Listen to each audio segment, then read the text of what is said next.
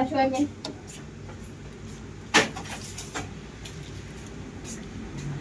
โอ้เก่งมาก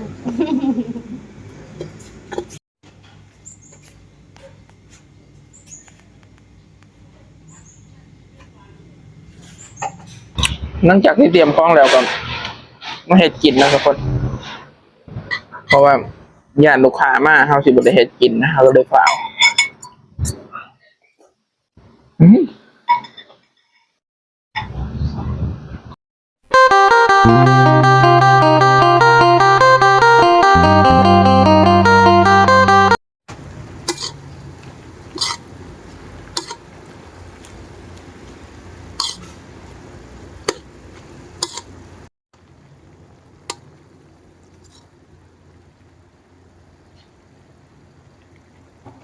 มาช่วยไหม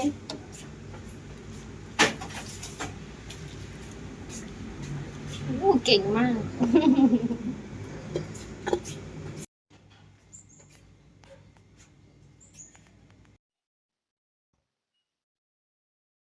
การทักทายสบายดีพ่อแม่พี่น้องสู่ผู้ทุกคนยินดีต้อนรับทุกคนเข้าสู่ช่องสไตล์เบาดาวทุกคนมากินข้าวน้องกันวันนี้เป็นมื้อวันพุธที่24ธันวาคมเนาะมื้อนี้ก็ได้อาหารเมนูง่ายๆแบบบ้านๆขัวผักมันก็บ่แม่นขัวดอกมันคือแกงนั่นเองใส่น้ำหลายเกินมากินน้ำกันทุกคนกินแล้วฝากไปเฮ็ดงานเนาะส่วนตัวนี้บ่ถูกใจค่อยอาหารเมนูง่ายๆของแห่งงานดาวที่มาเฮ็ดงานในประเทศไทยกินเพื่ออยู่ทุกคนก็ถือว่าอาหารดีอยู่แล้วอยู่บ้านเราก็บ่ได้ค่อยได้กินดอกแบบนี้กินพอกินแจ่วไปก็แล้วไป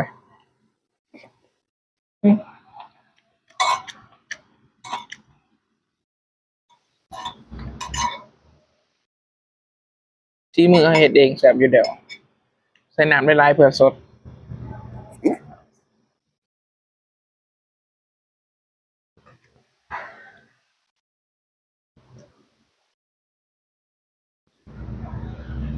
หลังจากที่เตรียมของแล้วก็มาเฮ็ดกินนะทุกคนเพราะว่าญาติลูกค้ามาเฮาสิบ่ได้เฮ็ดกินนะเฮาก็เลยฝาก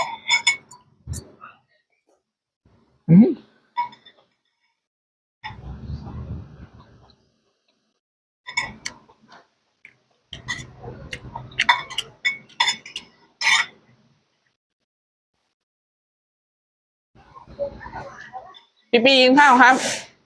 กินข้าวครับมาจากขึ้นไปเอากันอะไรพี่ข้าว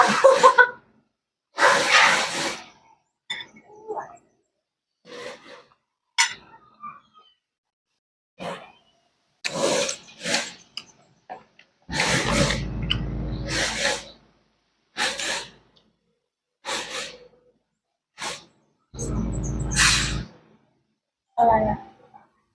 เขาจะเอาแคปไปลงหน้าปก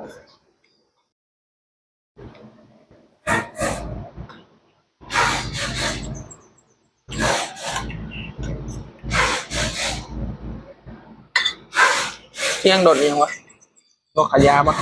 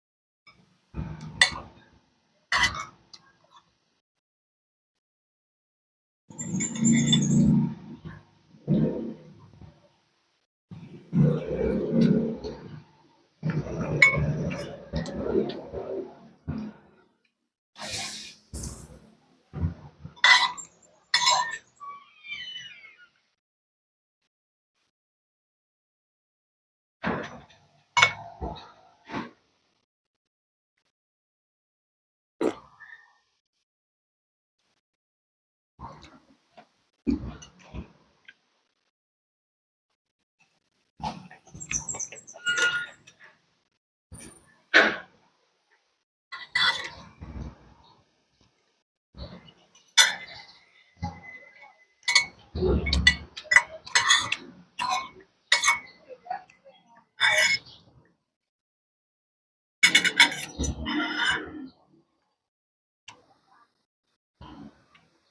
นเช้าเฮาสิบ่ได้กินข้าวเช้าเนาะกินกาแฟไปก็แล้วไป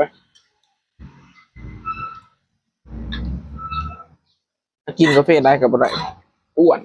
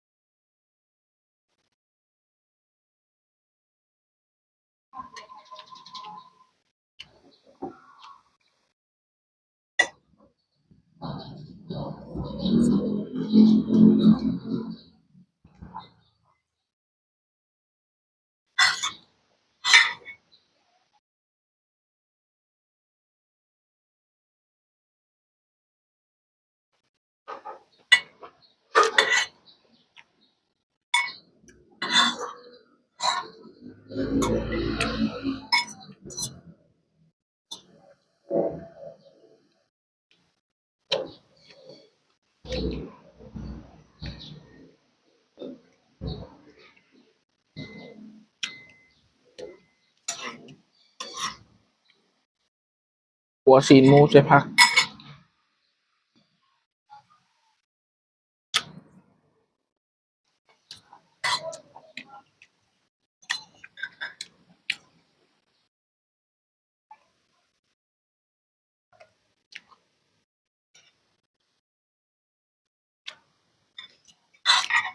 กินหยังก็ได้ให้มีแรงเฮ็ดงาน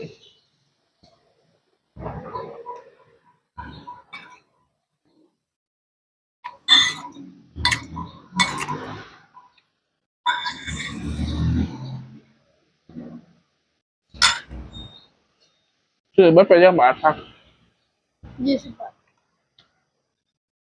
หมูเอามาแต่ห้องเนาะ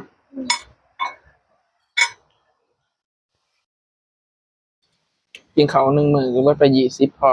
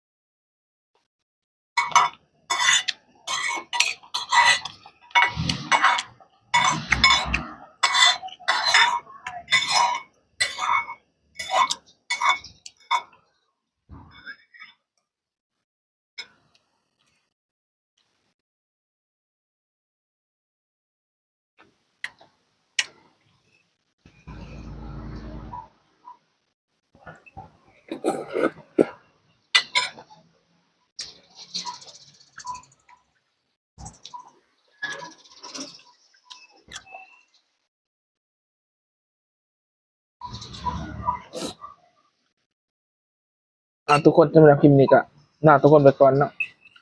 ถ้ามักคลิปนี้ก็กดไลค์กดแชร์กดติดตามได้เด้อเจอกันใหม่คลิปหน้าบ๊ายบาย